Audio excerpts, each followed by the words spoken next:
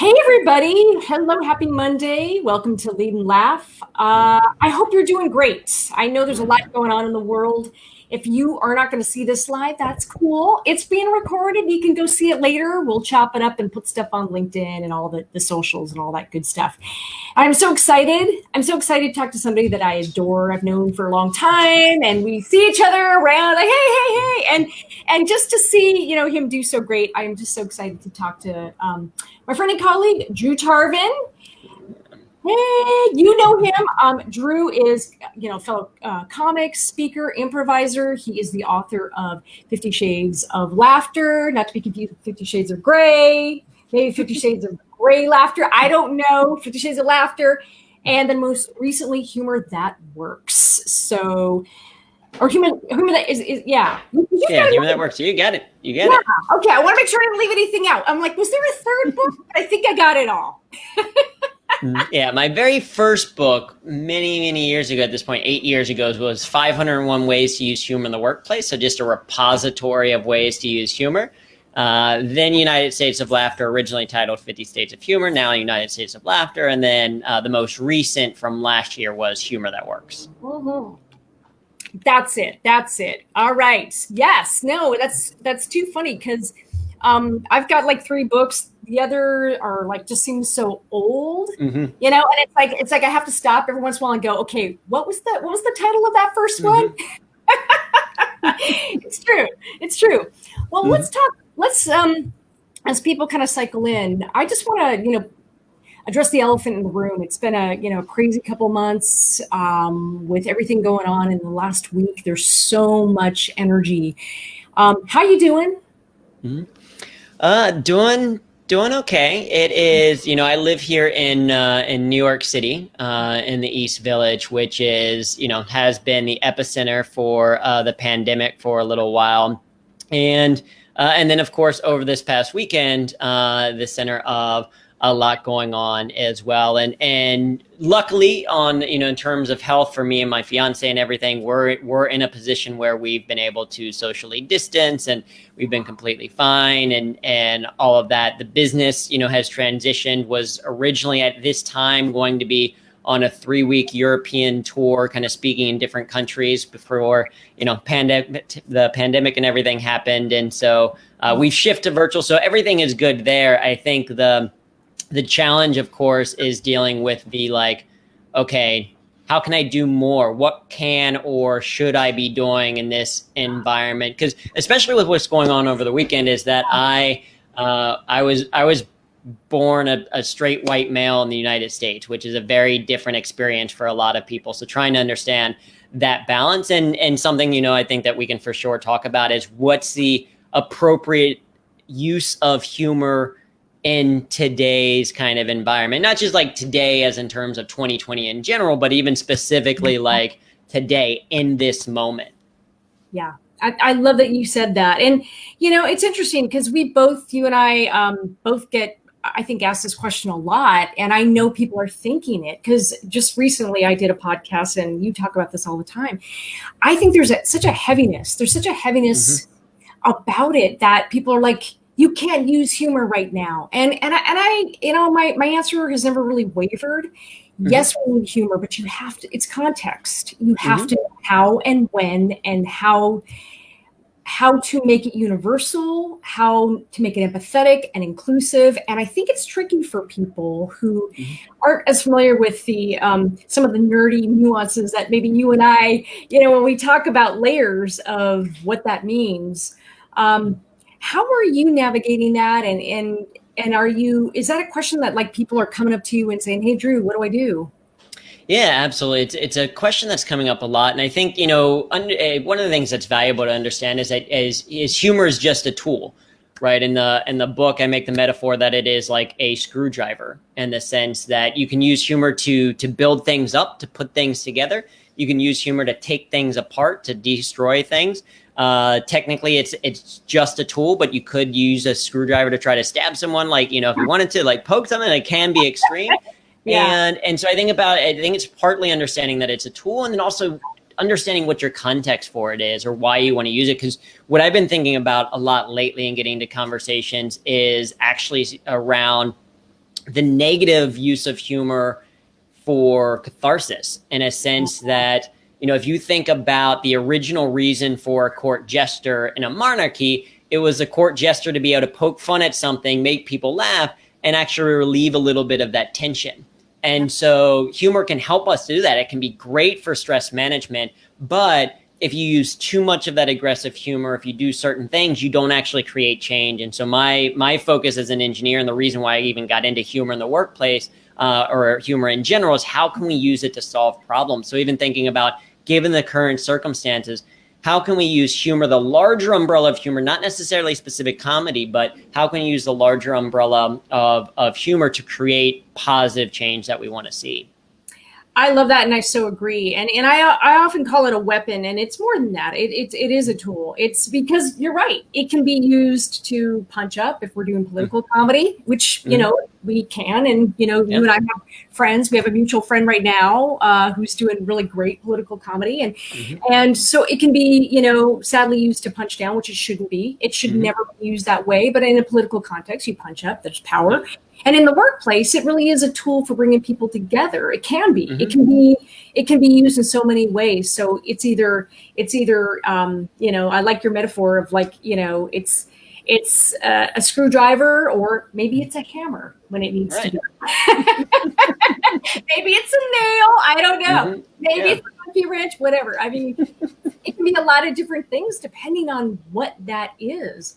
Yeah. And what's going to be appropriate in one situation is different than what would be appropriate in another. When the pandemic and everything first started, people were asking, is it okay to use humor? And I was actually a little bit worried. I was like, okay, are people still going to book presentations, or are they going to be a little too scared of it? And what we saw was actually an increase. People realized, especially because people were socially distancing, and they didn't have that same kind of you don't realize how much small elements of humor you have just by seeing someone in the break room, or passing them in the hallway, or stopping at their cubicle and seeing them, or going to a networking event. And so since all of those things were missing, organizations were realizing we need to even be more proactive about this. We need to create those moments, or the space for humor. So that's very different than even, okay, what's the humor that's appropriate right now in this moment on, Monday, June 1st, given everything going on, and understanding that the context and all of that changes. So again, it's not saying humor is always appropriate or always the right thing exactly, but there's different elements that you can use. And it's okay saying, for this specific reason, to achieve this specific result, I'm going to use humor in this way. Yeah, and so much of it is intent. It is intent. What are you trying to do? I mean, and there's so many layers, and not to complicate it for people, because I think that scares people. But there can be layers. It can be the layer of, and you and I were talking before we went live, there's the layer of not only in this kind of milieu of incredible grief and hardship, also that added layer of, in a virtual context, where Drew is more introvert. I'm an extrovert. For me, I have to work a little harder to read a virtual room, to scan and get that energy and sense, okay, where are people at? And I think, and so in virtual contexts, even there's maybe a little extra layer of grace people have to have with each other to understand that. There is. And I think that is, if you think about, the silver lining. I'm a pretty optimistic person. I get it from my grandmother. She's a very optimistic person as well. And so, and maybe it's the improv mentality of yes-anding, where it's I don't necessarily believe that everything happens for the best, right? Actually, I don't agree with that everything happens for the best, or that everything happens for a reason necessarily. But I do think that there is some good that can come from different situations. And so if you look at the silver lining of everything moving virtual, is that it's an opportunity for people to be more authentic right now. Hopefully people are a little bit more understanding, that they know that, at any given time with people working from home, that a child might walk in, because you're not only being an employee, but also a parent or a teacher in that moment, or that it's very authentic of what your background is, right? I'm very much the what's in that person's virtual background? That's the first game that I play of looking. So I'm looking at Kathy, and I'm like, okay, that's an interesting, that's like a tiara back there, I think, or maybe a full on crown. That's beautiful. It is. It is. I'm curious what the tiny little trophy is up on the top shelf. Is that a trophy? Yeah. Yeah, I used it as a prop for, in a little video I made. It was like, winning. So it's like you take a look at that. This is this is the authentic brick wall of an East Village apartment. So you see people's backgrounds. You got a mustache on, right? But there's authenticity to it. It's like this is in a way. Yeah. You get to see the more human side of your coworkers, and on the flip side, on the interesting side, you also get to see the more work side of your significant other. That's also been interesting for me and my fiance, because I'm used to working from home. If I wasn't traveling for speaking or comedy, then I would be working from home. What's new for me is my fiance is also working from home. And so it's like, seeing what kind of employee she is. And it's like, she said she speaks 4 languages. One of them is English. But in English the other day, she said something along the lines of, we need to circle back to align on the principles to make sure that we are serving our constituents the proper way, or something like that. I was like, you're speaking English, but I have no idea what you're talking about. That is UN speak that I do not understand. And so you're learning a lot, but I think that authenticity hopefully is coming through a little bit more given the environment. I think that's such a really good point. I think one of the things, the biggest fears people have is really just showing up authentically at work when it's a physical environment, and they don't always feel seen. And what happens if I do a joke and it comes across wrong? And of course, you and I both know that humor is so much more than jokes, but there's this mentality and that sort of fear. And I think you're right. I think the beauty about where we're at right now, it is, I think, well said. It's just everyone's being raw and more real. And every once in a while, if a kid walks in, I'm just hoping they wear pants. Right. It's like, like I said, I'm not, it's like, sometimes there's pants, and it's like, turns out I'm running a lean startup against my will. I'm not running a business. It's like, but that's real for me as a working mom running a business, also a comedian. And I don't try to hide it. I don't try to serve up, perfection. It's really just this is mom authentic. Authenticity, right? That's what that is. And so I think there is a beauty right now for people maybe to let their guard down. Do you feel they're more in this virtual environment? Are you seeing people be more playful because of that? I'm trying to encourage it. I don't know if I necessarily always, see it. There's still, and it's an evolution, because I think also people have a certain expectation when they think of virtual. And so one of the big things that, particularly with other speakers talking about or other conference organizers, is recognizing that there's like a hierarchy of virtual events. And so a lot of times people when they think of a virtual event, they think of the dreaded webinar that they've attended too many times, where it's just someone sharing screens. You don't even see any video anywhere. You're just talking over slides. It's someone reading slides to you. Yeah. No one has their video on. No one is interacting, etc.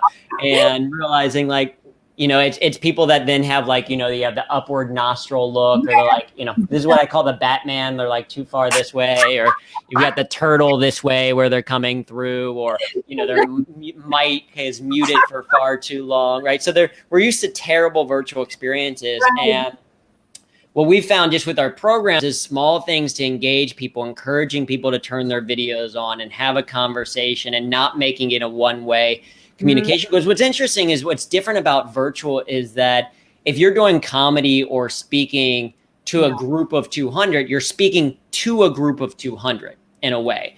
In a virtual environment, you're not speaking to a group of 200. You're speaking to a person, a group of one, just 200 at a time, because it's individual to them. They're not sitting next to someone. They don't hear the same laughter. They don't get the turn to the side type thing. So it is really finding how do you create those types of connections and encouraging people to do that. And I think humor is a great way to do that. The stories that we tell, the way that we encourage them, the way that we run our virtual events into, not the tier 0 terrible webinar, but into the tier 1, tier 2, tier 3 type of programs, allows people to open up a little bit more. Yeah, I think that's really great. And I love thinking of it in layers, because I think really we're evolving towards a hybrid model.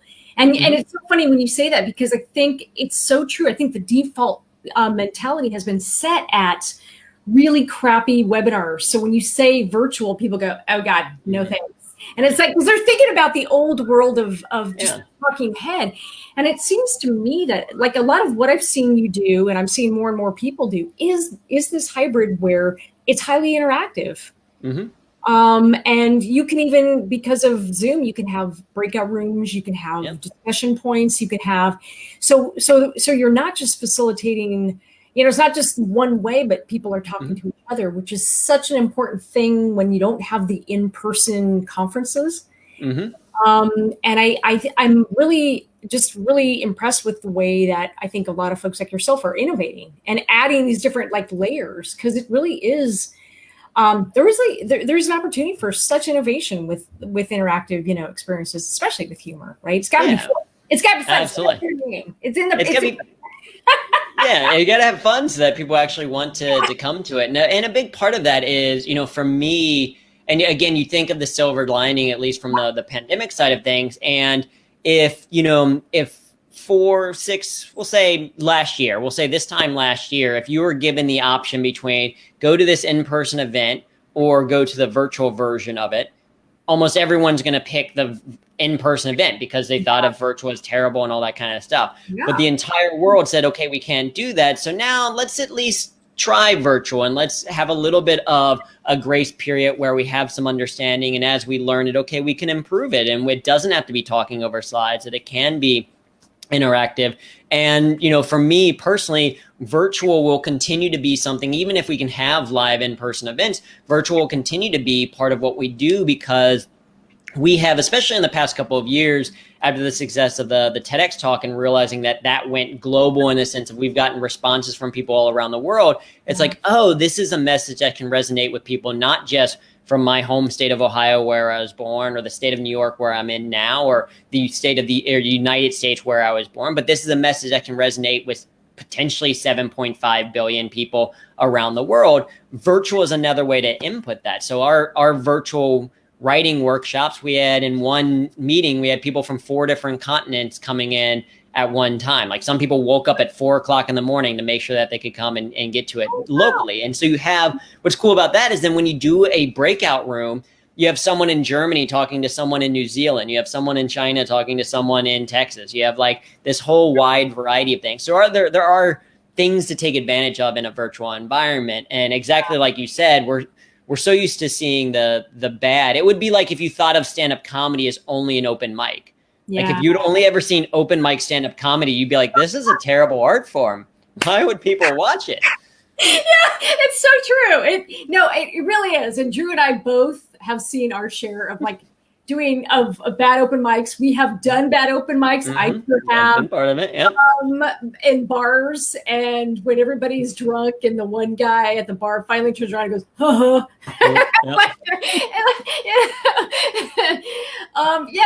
It's so true. And I love that you said that, because with your writing and how, whatever, I guess, format you're doing, you hit on something so beautiful. If you could have people from all over the world, now you're truly having this inclusive discussion, because you can truly have a discussion about humor, which is both universal and yet cultural specific, right? Everybody has humor in their culture, and yet if you're co-writing or getting feedback from somebody in another country, you really have an opportunity to, all right, does that work in your culture? Which is kind of cool. You couldn't do that. Yeah, that's very cool. Are you finding that more people today, given where we're at, are embracing sort of the reset button and saying, you know what, COVID has given me sort of a chance to do something I've always wanted to do, and therefore I'm going to do more comedy, or at least learn it? And are you seeing that as being sort of maybe a COVID bucket list?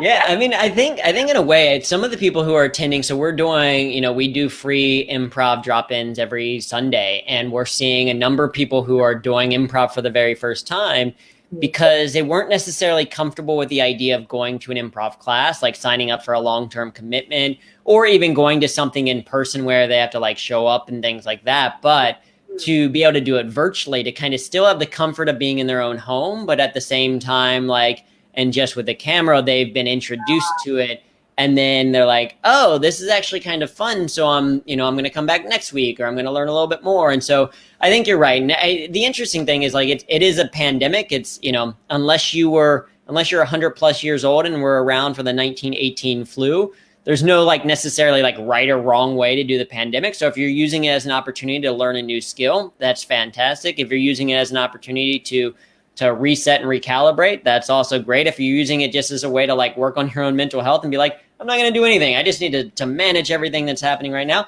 also great. But I do think a lot of people are saying, okay, I've watched all of Tiger King, and I've seen The Office 8 times, and the Friends is like, okay, that's been enough. Maybe I will pop into something and try something a little bit, new or different. And for some people, like, they're finding, oh, what I'm missing is that humor. So can I create it for myself?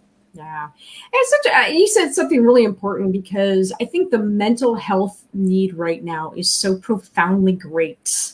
Mm-hmm. And I think because, especially if you have been in shelter in place, I am in California, I know you are in New York, and 2 states, and I'd say your state has been hit so hard, and it's still going, the curve is still rising here in California, mm-hmm. even with shelter in place.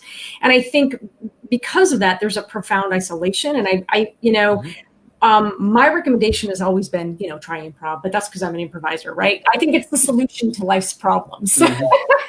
But I do think there is something to be said for that, because I think there is that right now is such an important time to just, like you said, just be in community with other people and laugh. If for no other reason, just laugh, Yeah. Well, and that's what I'm the same way of like, I was on a podcast not too long ago, and it was about training and education and kind of background. They're just like, oh, if you could have one change to like education, or if you could teach, the next generation something, what would it be? And it would be that every student take an improv class. Because I think improv teaches you presence. It teaches you, yes and mentality of taking things as a gift. It teaches you how to like really pay attention and listen to understand. It teaches you confidence. Like, mm-hmm. I was talking with a group on public speaking, and they're like, how do you get more confident? It's like, well, you could try to plan for every possible scenario that's ever going to happen in a speaking scenario, and try to do that. And even then, you're not going to plan for everything, because you're never always going to be perfect. Yeah. Or you could get comfortable. You could learn to be confident in the unknown. You could learn to be confident in adjusting on the fly or adapting on your feet, aka improvisation. And I think that is a big component, is teaching people these skills that they can learn, right? And that's a big part of what we teach, is that these are skills that can be learned, whether it is humor, whether it is improv, whether it is seeing things a little bit different, right? These are all things that you can learn, or at least improve and grow over time. I really agree. It's interesting because within the comedy community, you've probably seen this. There's the folks that are like, no, we've worked really hard to like hone our skills, and only we can do it. And I'm like, oh, is that a fact? Because before you showed up here, you did the work, right? Mm-hmm. When you showed up to class and you didn't know anything, the first time you set foot on a comedy stage or in an improv class, right? And I think there can be this mentality that sure, it's work, it is work, but I do agree with you. I think anyone can learn how to hone that. And even if your goal is not going to be, okay, you're not wanting to be an improviser, like mm-hmm. you and I are, and perform a lot or teach.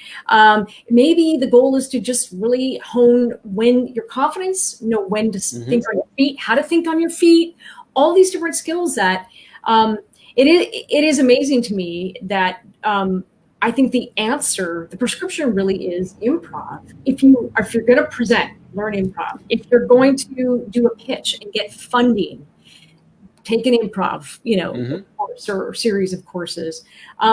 I think it really is something that, should be required. It should be business mm-hmm. requirement, Yeah, well, and it's another thing that if different organizations or groups that are like constantly in conflict, if you had different politicians from both sides truly being open to the concepts or principles of improvisation, you would see a lot of change, because it's not about beating the other person. It's about, building things up, growing, improving, together. So for me, it's definitely, as an introvert, as a computer science engineer or whatever, improv was my introduction into the things that did give me more confidence, that did give me the ability to speak up in front of other people, to share my ideas and do other things. So it's a great kind of starter, and it can be a great way to get into humor. Exactly like you said, of like, with our programs, we say that we believe we can make anyone funnier.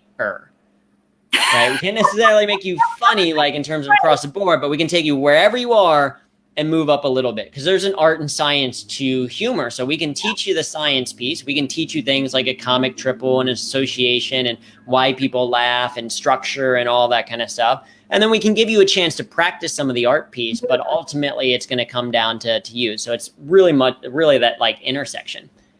100%. Yeah, no, it's so true. I don't know. Did you do improv or stand up first? I did improv first. So my best friend in college, I went to the Ohio State University. My best friend there wanted to start an improv group, needed people, and forced me to join. So we did improv for about a year, and then a few of us in the group started doing a little bit stand up as well. Okay. Yeah, so I did stand up first, and writing and sketch. And then went into improv, which I don't know if that, that way, I might recommend improv first. That's what I'm saying. I think improv's a little bit easier to get into. It's a class. And I will say, I think the work of improv for most people tends to be more fun. Yeah. Because the work of improv is you go to an improv class and you hang out with people that hopefully you kind of like, and you make up things off the top of your spot. It's all new every single time, even if you're playing the same games or doing the same long form structure. Whereas stand-up can be, like you said, back to the isolation thing, it can be pretty lonely. Sometimes stand-up communities, you can find your pocket, but sometimes they're not as open or as friendly, and you're spending a lot of time on your own writing jokes, and you're sitting around for 2 hours at an open mic for your own, that 5 minutes that you get to test it and things like that. So, I love stand-up as well, but I think the work of it can be a little bit harder. Oh yeah, no question about it. Although I love both my children the same. Exactly. Are you finding with the programs that you guys offer, are you finding that there's we talked about a couple different needs that are driving it. Are you finding that there's a prevailing need? Like, are companies, when you do talks, are they saying, it's health, it's mental health and well-being in the place? Is there a prevailing kind of big thing right now? And the reason I ask is that I think with so much going on, it seems to me there is a renewed focus, thank God, on that topic, like, mental health at work, right? Yeah. I mean, I think probably the biggest thing that we're seeing is a little bit less on mental health. That's a kind of an undercurrent of a little bit of what we talk about, particularly in my humor keynote that's specific to that is kind of the strategies around success and happiness in the workplace, with the understanding that happiness precedes success. Like a lot of times we think that success precedes happiness. Like, it's like, okay, if I just get a good job, then I'll be happy. If I just buy that car, I'll be happy. If I just finally get that tiara that's on Kathy's shelf into my home, I would be happy. It's so beautiful.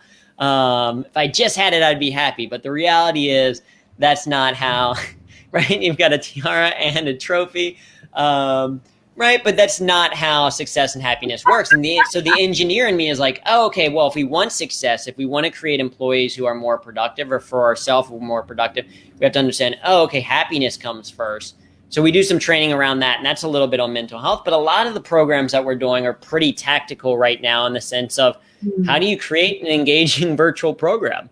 How do you get people to, when people are used to looking at this square that they're looking at right now, they're used to being on social media, on YouTube, or on Netflix. So they're used to being entertained and engaged the entire time. So now you introduce content to them, and they're clicking away after 5 minutes of someone reading slides to them. So it's like, okay, how do you create compelling virtual experiences? And so we're teaching a lot of organizations about that, storytelling and humor for virtual components, and also how to, kind of on the mental health side, but how to manage stress, how to manage change, how to proactively lead through change. So whether it's a change of the pandemic, or the change of budget cuts, or the change of whatever it's going to be in the future, how do you then yes and your way so that you still achieve the vision that you're going after?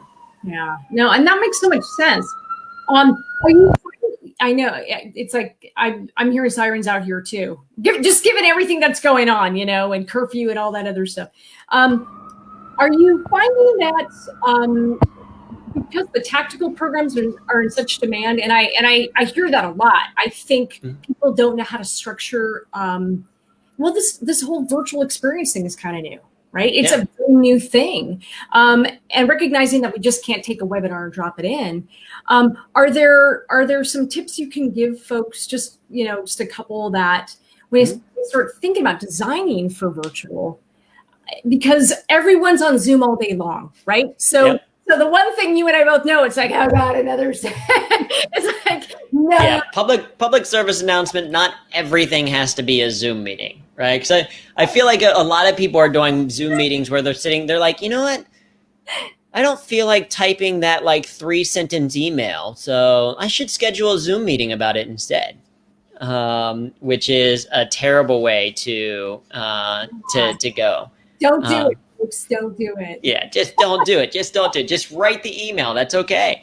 So I think a couple of tactical things from a purely, I did an event earlier today for an organization. I think the thing that people took the most notes on, we had a whole wide range of different engagement strategies. The number one was to make more eye contact with the webcam.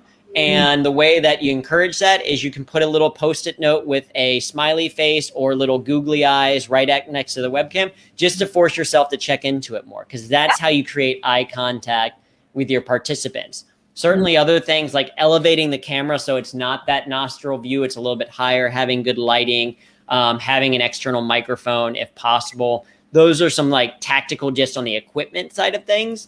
And then the other thing is there's a study of chronobiology, which is basically the study of biological rhythms. So the circadian rhythm being the one that we know the most. That's 24-hour like sleep wake cycle. There's a 90-minute cycle, the basic rest activity cycle, which suggests that after 90 minutes we start to check out of things. So that's the longest any type of virtual thing should be before it has a break, even shorter in virtual. And then there's also like an attention curve, where for most people, they have between 5 to 20 minutes that they can pay attention to something, that they electively do, which in a virtual environment, everything that they do is an elective. Because if you're in a in-person event, it's kind of a lot of work to like get up and leave. The facilitator can kind of see you do it. Your boss would see you leave out of like a program or whatever. In a virtual environment, you can just hide your camera and then go off and do whatever you want and like come back, right? So it's very much an elective thing to do. And so we just encourage every 5 minutes have some type of engagement for the audience, whether it's as simple as a yes/no question for the chat, or using the breakout rooms and doing an applied improv activity, telling a story that has some humor in it, showing some images, whatever it is, having something strategic every 5 minutes. So I'd say those are probably some of the biggest takeaways. I love that, because people have asked me, and it's funny because I've used the exact same number. I say 5 minutes, and that is based on my rhythm because I can't sit still for. And it's true. No, it's so true. And I think that I've always felt like 5 to 10 minutes if it's in person, and in virtual, I think how much more. I think you're spot on, because the reality is if you are in meetings a lot of the time, and please listen to Drew, do not schedule everything as a Zoom meeting. But if you are, that Zoom fatigue is very real. And I think acknowledging that sort of human pattern disrupt, people need that. People are disrupted easily, lose focus easily. And I think we need a pattern disrupt every 5 minutes to recalibrate the attention curve and just to pull people back in. So I think that is such great advice. So people, if you're listening, take that advice. It really makes a difference in smoother presentation and in attention. And what that just purely means mathematically is if you're going to give a 60-minute presentation or do a 60-minute meeting, you need 12. You need 12 moments of engagement. So you can then start to even list out beforehand of like, okay, what are my 12? So I'm going to maybe I'm going to start with the story. That's number one. Then a few minutes in, I'm going to ask people where they're zooming in from. That's a simple chat thing for engagement. That's number two. 3, I'm going to show a funny picture of something that I saw online because it's going to be related to my point in some way. That's 3, right? 4, we're going to do a poll so I can do some research as part of it. 5, I'm going to right. So you have these different things. You can get to 12, and then you start to space those out from a purely, that's the engineer side of me. I'm like, all right, let's just create some structure around this. And those are all things that, people can do. And we've been talking a little bit about humor. One of the things to understand, especially in this virtual environment, is that you don't have to be the creator of humor for all of these things. Instead, you can be the curator of humor. You can create that space for it. So you can share something funny that you've seen online. The other thing that's different about virtual, and I was talking with my brother about this, and so I'm curious if you agree with this or not, because he was like, is that true? I don't know. I need to think about it. If I'm at an in-person event and someone plays a video, I'm kind of disengaged by it because I'm like, I can see you physically, you're 3D, you're here, and now you're showing a video, and so it better be very relevant and it better be pretty short.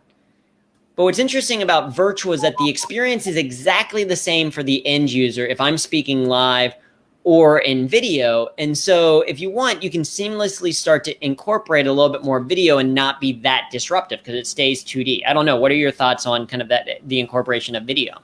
I tend to agree with you. I don't like video unless there's a really good reason for it. If I've got you in front of me and you're engaging with me, we're in flow. And if you break that flow and take me out of it, I'm like, what happened though? And I feel and for me, I need, especially if there's a rhythm and there's a connection, I feel like, you're disrupting that conduit of energy with the audience. Because I'm as an extrovert, I'm very wired into it, but I think you are too, because even as an introvert, once you're in that flow, you're in that flow. Mm-hmm. So for me to lose it, and then you have to get people back. So it better be relevant, or I don't like to do it. Yeah. But that's me.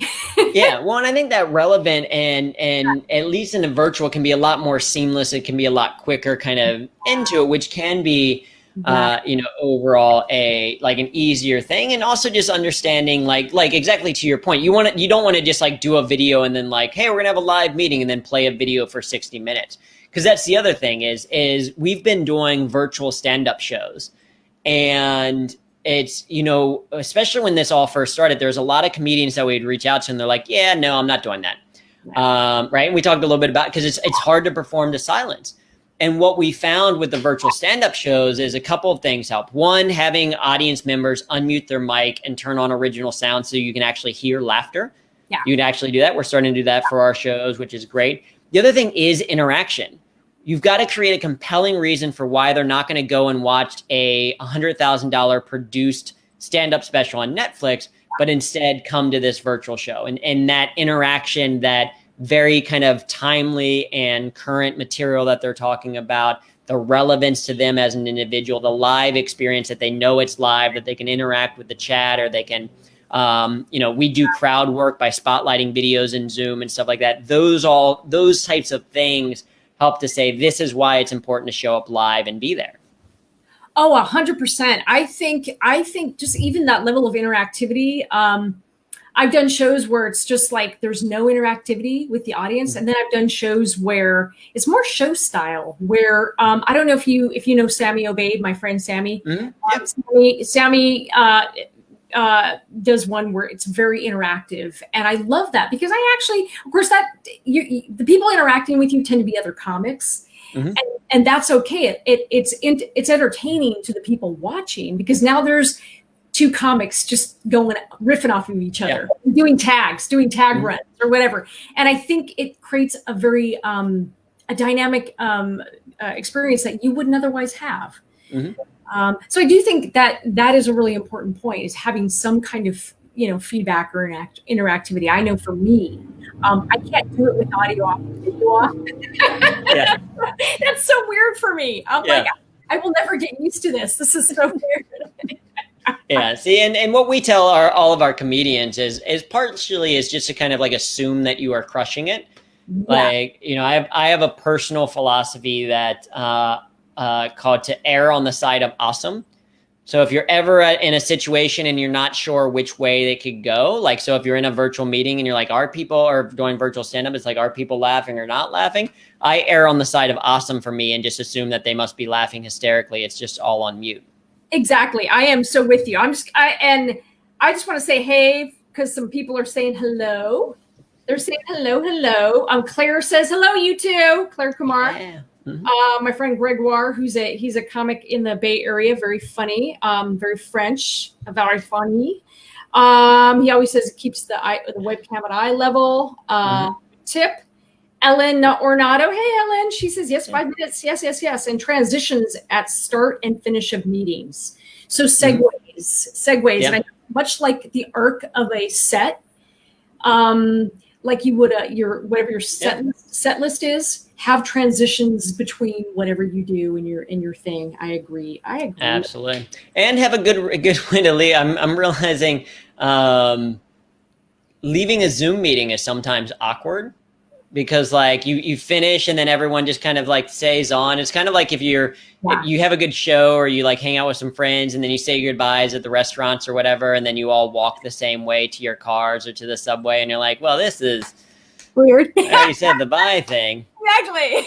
Yeah. The thing that I want to start doing, I don't know if I can. The best thing was my fiance was on a telecall or video call with her doctor. And when they finished, the doctor just left the room physically. Yeah. Like just walked off of camera, left Zoom up, and it was still running, and he just walked out of the room. And I'm like, that's a great way to leave a Zoom meeting. That's how I want to leave from now on, is just to physically leave. That is, so my husband is a scientist. So my husband has that, like, he's like, will you just get up and leave? Let's just like, just leave. It's sort of like, in like, and like in movies, like no one ever says bye. They're like, all right, honey, I'm going to go blow some stuff up. And then they never say bye. Like that's me. I'm like, okay, bye. And okay, bye. Yeah. I'm blow some stuff up and then click. Yeah, no. See, and that's such a different way to do it. But it is true. Is there something that you would recommend sort of maybe at the end of a virtual kind of event that kind of ties it together? And of course, a comedy show is very different from maybe, obviously a virtual experience, business kind of thing. Yeah, I mean, our writing workshops, we have our, like, just like any event, we don't end on Q&A, right? Like as a presenter, you don't end on Q&A. You have at least like that 3-minute or 5-minute close that you're going to finish. A lot of times that we'll do that. It depends on the style. Like for more of our workshops, we'll keep the chat open for people that stick around and they have specific questions or follow-ups or things like that. So it's kind of the like equivalent of someone, the audience slowly leaving the room or whatever. For the keynote events and things like that, we do kind of have the big close. We'll turn it back over to the hosting organization. They'll say their close and kind of wrap up, and then we end the meeting for everyone. But we do also encourage, one of the other things that you can do, whether you're doing a webinar or not, is we're encouraging some organizations, if it's part of a bigger thing that they want to do, is to have a happy hour networking afterwards. Create a separate Zoom meeting that everyone goes into that you can then facilitate some breakout room exercises. Because like you said before, the biggest thing that you miss from an in-person event when doing it virtual is you don't have the hallway conversations. You don't have the, like, while the next presenter is getting ready to go up, the talking to someone or the running next into someone, at the buffet line or whatever. And so you can do some things to still create that level of interaction from an event perspective so that you can try to help people build relationships. I love that. And I think that's so true, as we talked about earlier. I think that's the one thing that people always comment to me that's missing. And one of the things that I try to do now when I'm presenting is add some way to do that. Because I think people are really feeling isolated and they really miss each other. So being able to have some kind of breakout thing at the end of it is a great way to do that. Great way for people that sort of also that you facilitated these connections as well. Yeah. Well, and in that structured event, I will admit, like as an introvert, whether I'm on a Zoom meeting or if I was in an in-person event, like if I'm in a Zoom meeting, people are like, all right, we're now to a breakout room. I'll be perfectly honest that part of me is like, why? No. I got to go one-on-one, but it's a nice structured way that, like, it's weird if they're just like, go into that breakout room and talk to that person. But if they're like, here's an applied improv exercise, you're going to do conducted story or, color advance or, whatever it is in this breakout room, then it's like, oh, okay, yeah, I'll follow that. And, oh, hey, by the way, now I'm getting to know this person a little bit more. So it is sometimes a thing that I'm slightly annoyed by, but then after I've done it, I'm like, all right, you know what, that was probably worth it. It's probably worth it. I think when you can leave it on a high note, that's a great way to do it. And just making sure I didn't miss any questions. Yeah. Any of that kind of good stuff. Nope. Everyone's saying, yep, awesome. Hello. Yeah. Okay. No more. I just want to make sure. No, we didn't miss anybody. Thanks, everybody. Yeah. Is there a couple things you can maybe say about folks who might be hesitant to try doing this on their own? I know all of a sudden overnight everyone became a virtual expert. Yeah. I am not. Look. Full disclosure. I've done virtual things and facilitate virtual things for many years. Mm-hmm. However, this is a new environment. It really is fundamentally new because usually the team's all together, and now the team's all spread out. So anybody who might be feeling a little bit scared, maybe what can you say to them, if anything? Yeah, well, I mean, I think just like anything, the way that you get better at it is practice. And I only recently kind of realized why whenever someone says something like that, they always say practice at least 3 times. And the reason, because it's like, that's how many times they would say it if they were asking follow-up questions. So it's like, okay, like if I want to try virtual and even learn what are some of the options, well, practice some do some meetings and practice. All right. Yeah. But if I want to learn all the capability and get good at them, how do I do it? It's practice. All right. But if I want to make it seamless throughout the entire thing, how do I do it? Practice? The answer is practice. That's how you get better at it. And so certainly you can do it on your own. Just schedule some meetings with some friends or with your coworkers. Each Zoom meeting that you have, be like, hey, I want to test out polling functionality this time and see how that works. Or I want to test out a breakout room and I learned this great, virtual applied improv exercise. Or I'm going to start with a simple, we'll sometimes do a get to know you, simple thumbs up if exercise where it's like, all right, so everyone here, thumbs up if you've ever been skydiving, put your thumbs up or, down, right? The same kind of get to know you type exercise you can do in person. If you want to, you can start small, you can practice those. That's what we did. So when we had done virtual events as well in the past, but as soon as we knew everything was going virtual, we did 40 some odd virtual events in the first 30 days, in April.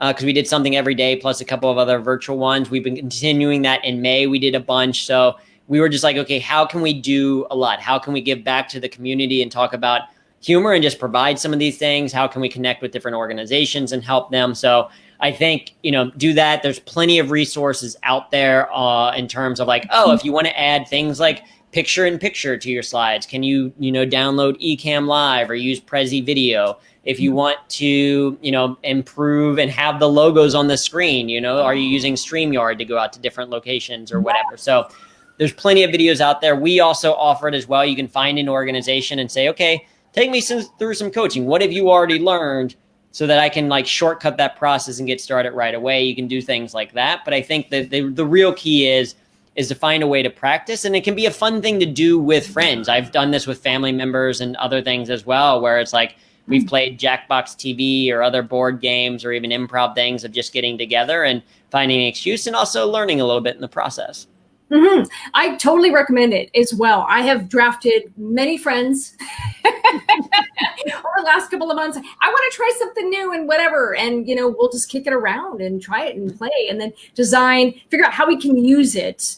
And then work out the bugs. So if you're not sure, try it, play, work out the bugs. The other thing I'm finding is I think we will get past this very quickly, but right now I still think we're in this growth period and exploratory period where everybody is giving you grace. So if things don't work 100%, that's okay. Don't be afraid to try it. It sounds like, at least I haven't had anybody get upset yet if something hasn't worked, and then we figure out how to do it better the next time.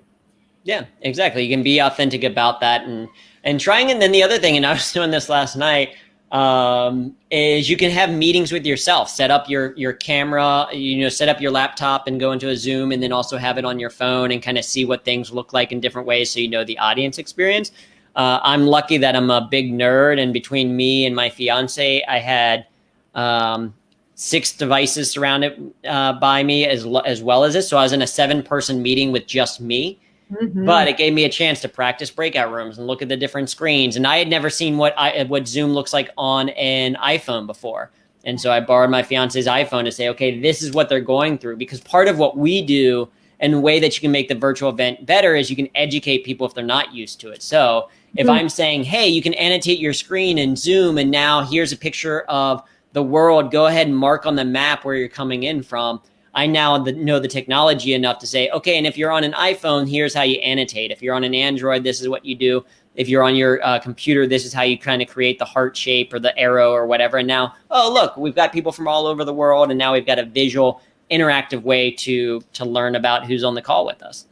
Yeah, no, that's awesome. That's awesome. Is there an activity that you love to do that, and I know you love puns, good at puns. I do love puns. I do. Mm-hmm. In fact, when I was for many years at Comedy Sports, the pun games were some of my favorites. Yeah. And is there one that that just delights people, that just gets people like really just having so much fun? What have you seen? Yeah, I mean, I love jump up games and things like that, the jump up games at the end, the pun-based games. And those are great. What's fantastic, though, is Comedy Sports, a number of Comedy Sports all around the country are doing great improv shows. I think they're doing some of the best virtual improv shows because it's built for it, right? Short form games, very quick, very interactive with the audience. Comedy Sports New York, who I was a part of for a long time and still help with some, are doing some great shows, as are a number of other places. So they're great to go and watch and see what's possible. And then as far as applied improv exercises go, I'm a big fan of word definition. So you send people out into breakout rooms and have one person makes up a word that doesn't exist in any language. The other person repeats that word and gives a definition of it.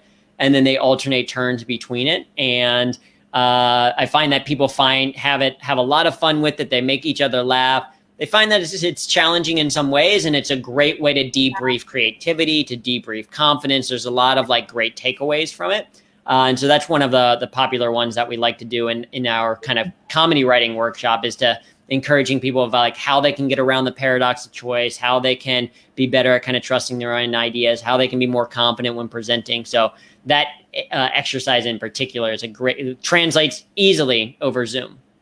Yeah, no, for sure. I mean, having done both stand-up, and I know you have as well, both stand-up virtually and improv virtually, I find improv translates just so much more fluidly for me.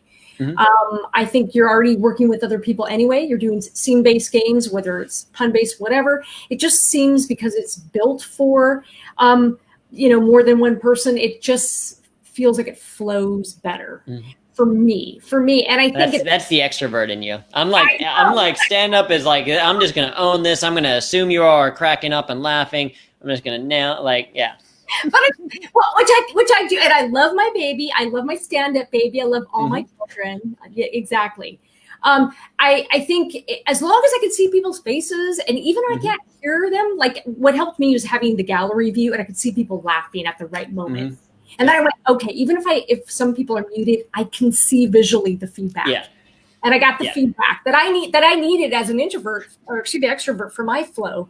I was like, okay, that hit. Oh, that didn't hit. Okay.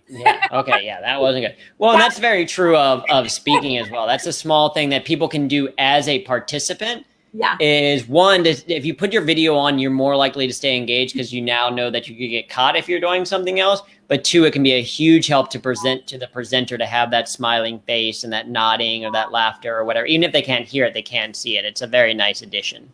Absolutely. And I before we kind of wind down, I think Drew brings up a really great point. Go see Comedy Sports, because we both come from kind of comedy sports in our backgrounds as well as other places. And boy, their short form has always been tight. And I think it does lend itself really well. So if you want to learn game form too, that you might be able to think, how can I maybe borrow that or modify that and use it in your virtual events? I think Comedy Sports is a great place to go and see how they're doing it, because you're right. Talk about adapting very quickly. It's meant for it. I also do a lot of long form, and Armando's and Harold's, while we've done it, it's a little different. Long form, what we call long form, is very different in virtually, but do go see Comedy Sports, just simply because I think you'll learn structure and you'll learn how that kind of works. And it's fun. It's just fun. And it's super fun. And it's super fun. And it's super fun. So what else do you want? Drew, thank you so much for joining. Before you go, where can people find you? Where would you like to send them, where they can reach out to you?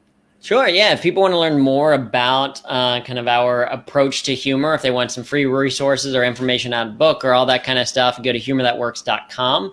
Included on that, we also have a calendar. So we've got a bunch of free upcoming events for people that want to jump in. And to your point, if they're like, hey, it's still kind of everything's a little bit, whatever outside. So I'm going to use it as an opportunity to learn a little bit more. Then, you can find and join any of those. Also information about our workshops and coaching and all that is there at humorthatworks.com. And then if you do like puns, or if you want to just follow me on social media or have a question for me, then I'm at Drew Tarvin, DrewTarvin on all social media. Yay! And I'm Kathy Klotz-Guest. You can follow me at keepingithuman.com is my website. You can follow me at Kathy Klotz-Guest on the socials, no hyphen. My book is Stop Boring Me. It's in the background. Mm-hmm. And it's all about improv, all that good stuff. Yeah. So, we should have done a special bundle. We should do it. Oh, yeah. Yeah, we should bring it together.